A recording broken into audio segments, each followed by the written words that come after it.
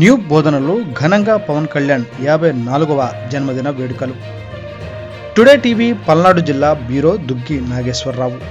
రాజుపాలెం మండలం న్యూ బోధనలో ఉప ముఖ్యమంత్రి వర్యులు జన్మదిన వేడుకలు ఘనంగా నిర్వహించారు.